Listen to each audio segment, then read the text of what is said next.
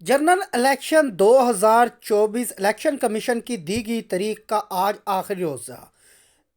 Election का दंगल का पहला मरला आज मुकम्मल हो गया है, जिसमें उम्मीदवारान ने कागजात नामजदगी जमा कराए। और सरगोदा ज़िला की अगर हम बात करें तो ज़िला भर में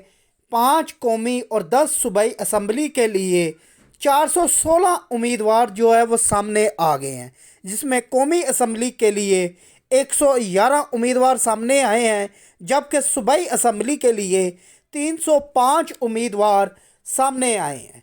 अगर हम बात करें कौमी असम्बली के हलके NA 82 की, तो 14 उम्मीदवार सामने आ चुके हैं। अगर इसी तरह बात करें NA 83 की, तो 18 उम्मीदवार, NA 84 से 32 उम्मीदवार, NA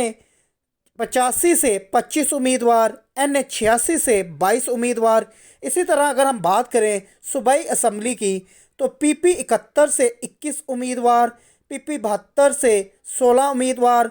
73 से 20 उम्मीदवार, PP 74 से 29 उम्मीदवार, PP 75 से 48 उम्मीदवार, PP 76 से 42 उम्मीदवार,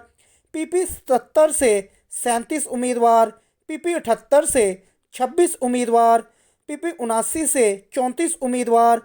और PP 80 से 32 उम्मीदवार आमने सामने होंगे। आज आखिरी रोज़ भी कैंडिडेट की जानिब से कागजात नामजदगी जमा कराने का सिलसिला जो है वो जारी रहा। ख़ास तौर पर सरगोदा के हलके PP 80 की बात करें तो वो ख़ास तरीन जो हलका बन चुका है, क्योंकि इस हलके से पाकिस्तान मुस्लिम लीग की मरकज़ी रहनुमा मरियम नवाज़ साहिबा ख़ुद हलके मैदान में उतर रही हैं, और उनके कागज़ जो है मुख्तार भट्ट और उनके भाई ज़ुहैब भट्ट ने आज PP 80 के RO से जमा कराए हैं। जबकि उनके मद्दे मुकाबिल पहले से कागज़ जमा कराए नदीम अफजल चंद जो हैं वो उनके मद्दे मुकाबिल होंगे। इसी तरह अगर हम बात करें तो मरियम के मुकाबले के ऊपर नईम पंजोता जो कि वकील हैं इमरान खान के, नईम पंजोता ने भी आखिरी टाइम अपने कागजात नामजदगी जो हैं वो मरियम नवाज़ के मुकाबले में जमा करवाए हैं, और उन्होंने मरियम नवाज़ के मुकाबले में इलेक्शन लड़ने का भी ऐलान किया है। जबकि अगर हम बात करें दूसरी जानिब,